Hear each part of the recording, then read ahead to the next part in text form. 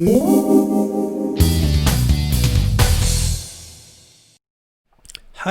I'm Federico Razzoli, and I'm going to talk about one of the most interesting MariaDB feature, which is temporal tables. I am a database consultant. I'm specialized in MariaDB and MySQL, and I have a preference for open source technologies. I recently started this new company called Database. So let's start by taking a quick look at the landscape of temporal tables implementations. As you can see from this slide, they were implemented by all traditional proprietary database systems, which means Oracle, DB2, SQL Server, and also Snowflake, which is proprietary cloud database for analysts.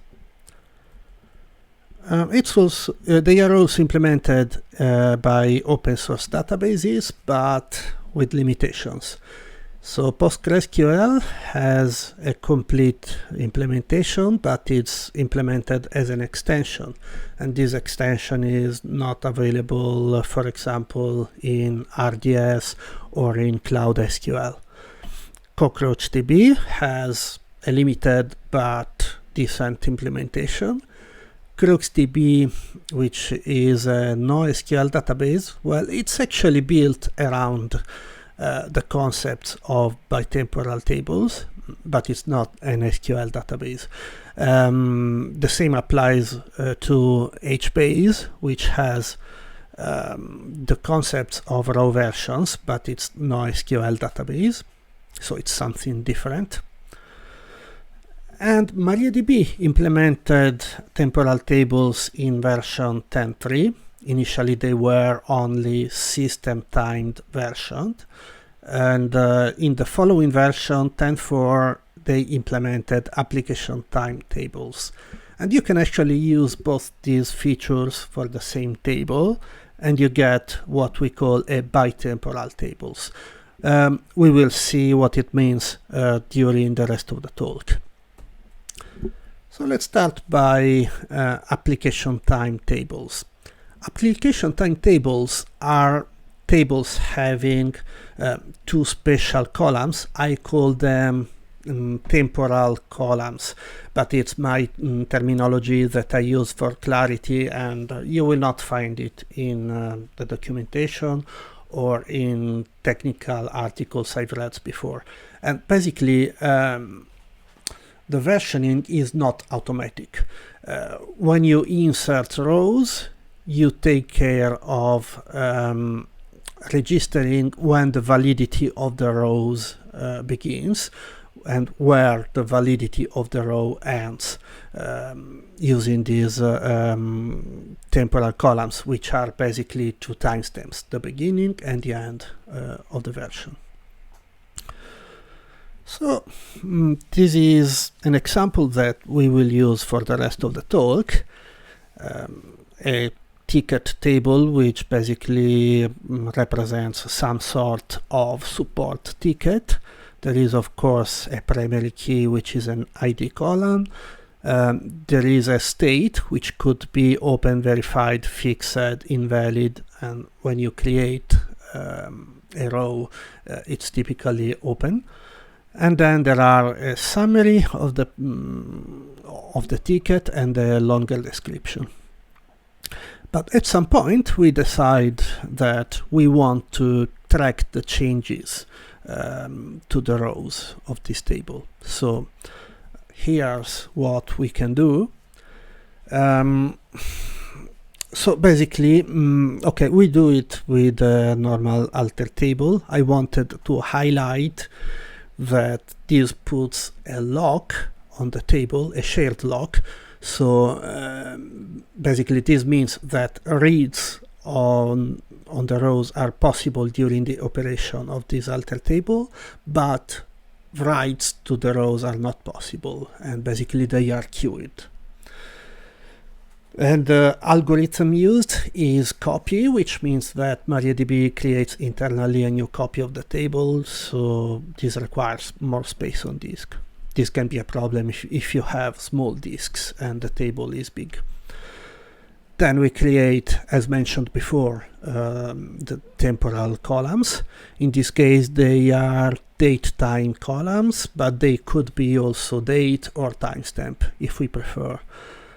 And then there is a special syntax, add period for time period is actually the name of the time period. We can specify any name we like, but I suggest to use time period or something equally clear, because this could be used in some of the queries, and if you use XXX, well, the queries will not be very readable. And then we specify the names of the temporal columns. Note that you can use any storage engine for application timed tables. Okay, here I show a problem of creating a table in this way, because basically the first insert in this slide fails. Why? Because we did not specify the values for the temporal columns. Okay, the second insert succeeds because we specify these values. So this is one reason why this is a better way to create an application timetable. So let's see step by step what we are doing and why. So first we create a new empty copy of the table, which we call ticket temp. Then we alter this copy and we start by creating the temporal columns, but the difference is that now we are adding default values. So for the valid from column, the default value is now, so the current timestamp. For the valid to, well, typically when we insert a new row, it's still valid, right? So in this case, the default value is the highest possible value for a timestamp. Then I create two indexes, probably two bad indexes, but my point is please create indexes because you are going to use temporal columns. So as you can see in this talk, I'm specifying not just what you can do, but what, in my opinion, you should or should not do. I think this is probably more important than just explaining a feature, because basically I'm showing you what experience taught me. Okay, so the next step is modifying the primary key. Why? Because if ID is the primary key, we cannot have two rows with the same ID, even if they are valid in different periods of time. We solved this problem by adding valid to the primary key. Okay, so we drop the existing primary key, we add a new primary key with ID and then valid to.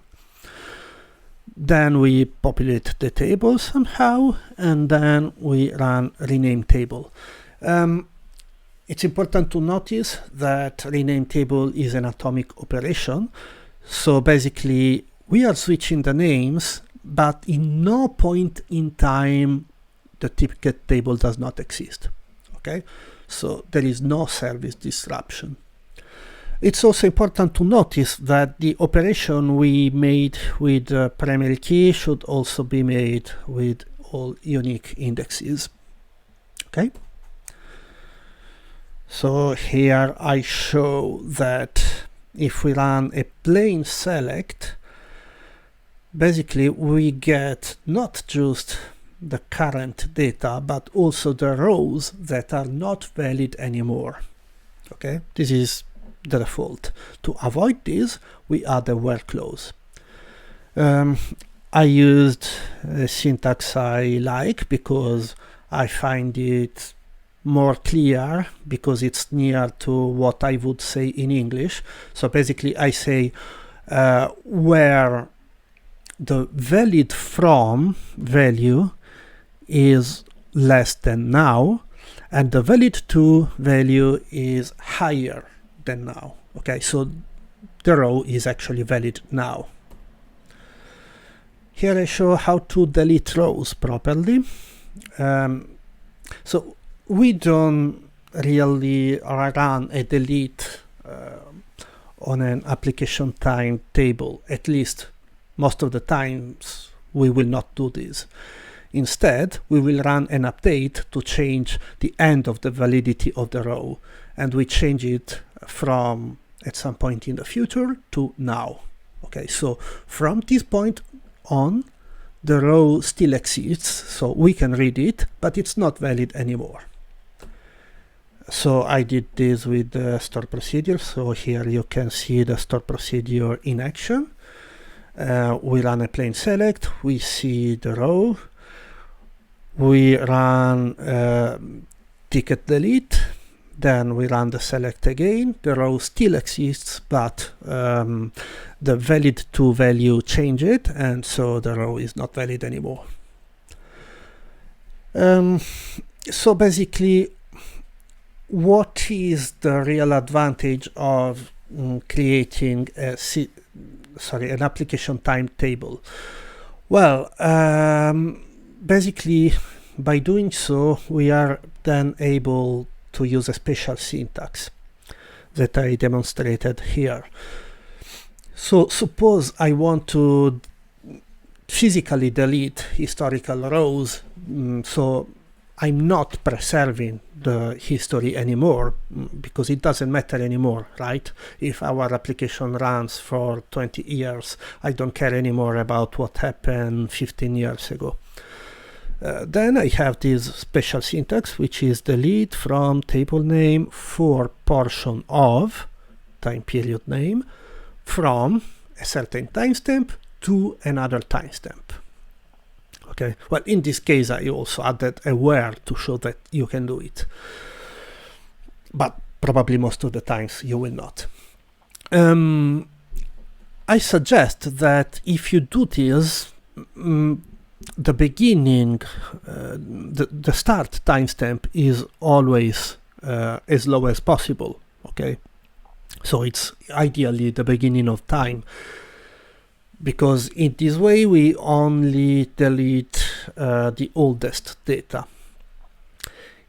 But if we have data for like starting from the 1999 and ending today, and we decide to delete data from data valid from the year 2000 to the year 2001, well, it is possible that some rows are valid for a longer period of time. So what will happen? Well, these rows are split into two versions. Okay, so there is a version which is older than the period that we are deleting, and a version that is newer than the period we are deleting.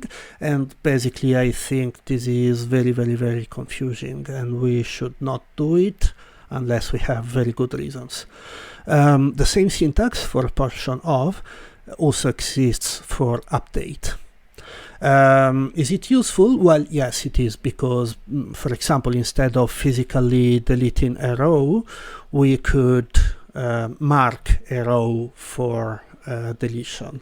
So basically, maybe there will be some sort of tool that we read the rows marked for deletions, and it will store them elsewhere outside of MySQL before they can be actually deleted. So let's talk about system versioning. So system version tables. I will use the abbreviation Sysver, which is probably only mine. I'm not sure if you can find it in the documentation, but if I say Sysver, you know what I'm talking about.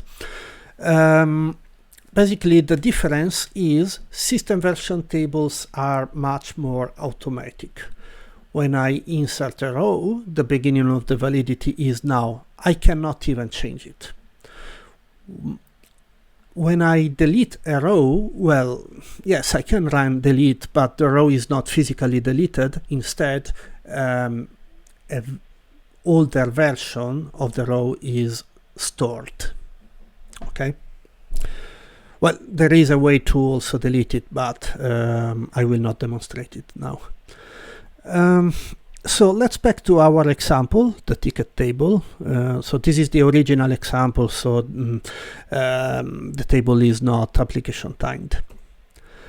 So this is the alter table that we can use to make the table system versioned.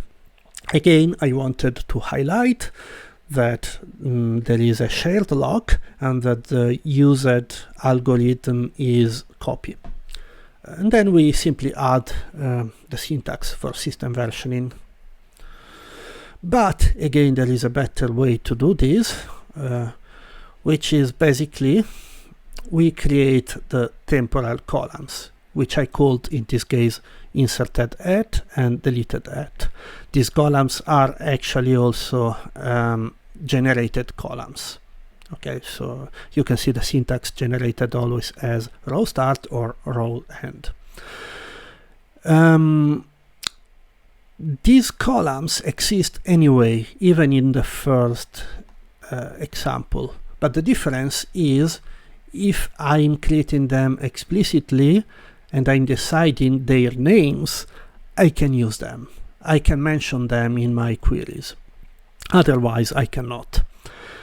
But anyway, I'm also declaring these columns as invisible, which means if I run a select star, the values of inserted at and deleted at are not returned. Okay, they are only returned if I mention these columns explicitly in my select. You don't have to do this. I'm just recommending to do it, because I think it's more practical. Then there is add period for system time. Then I specify again the names of the temporal columns, and then I specify add system versioning. So the syntax is a bit redundant, but well, you can get used to it. I wanted to highlight you can actually use any storage engine except for Connect, because there is a bug that prevents us to use Connect for system versioned tables, which is probably not super useful, but well, it could have some use cases. So if you're interested, you can follow the bug, because MariaDB has a public Jira. And then there is another bug or feature request, which is support datetime for row start and row end, because SQL standards specify that you can also use datetime. Then I show how to query a Sysver table. So what I wanted to highlight is, in the first case, select star from ticket, I get only the current data. I will not get historical data. This is very different from application time tables, right? Then in the second example, I mention explicitly inserted at and deleted at, because I also want to see these values, but I'm still getting only the current data. The third example shows how to get the historical data as well as the current data. And I do this with this syntax: from table name, and time, all. Okay, it means get all the versions of the rows from this table. Then I show how to get all versions of the rows. Okay, so well, basically I'm showing how to get the rows that were deleted or updated. So the first two syntaxes are special syntaxes that are part of the support for temporal tables. So as you can see, you can add from timestamp to another timestamp, or between timestamp and another timestamp. Well, this is shorter maybe, but you have to learn a new syntax, and if you use an ORM, I'm sure that the ORM will not support this syntax. If you use some special tools, they will probably not support or understand this syntax. So I suggest to use actually the third syntax, which is just plain SQL. I add basically where deleted at less than now, so less than current timestamp. Here I show how to get the history of a particular row. So basically I specify again for system time all, and then I specify where ID equals. And also an order by, because otherwise it will be probably a bit confusing. Then I show how to read rows from a specific point in time. So for example, here the first syntax is actually a special syntax, and it's for system time as of timestamp and then the timestamp. But again, it's shorter, but I'm sure it's not supported by any tool or ORM or anything. So I prefer to use the plain SQL syntax, which is, well, I do it in a way I personally like, so timestamp between inserted at and deleted at, but it basically just means, if you don't understand it, it means where inserted at less than timestamp and deleted at greater than timestamp. Okay. So here I show that you can use what I call a temporal join. So as you can see, I'm joining a table to itself with two different table aliases, of course, but take a look at the where clause. Basically what I'm actually doing is joining the ticket table at a specific point in time to the ticket table to another specific point in time. So without digging into all the clauses, basically what I'm doing is I'm getting the rows that were present on a certain time, and the state was not changed after 1 month, right? So let's say some words about indexes. Okay, if we are using a Sysver table, the row and column is automatically appended to the primary key and to all unique indexes.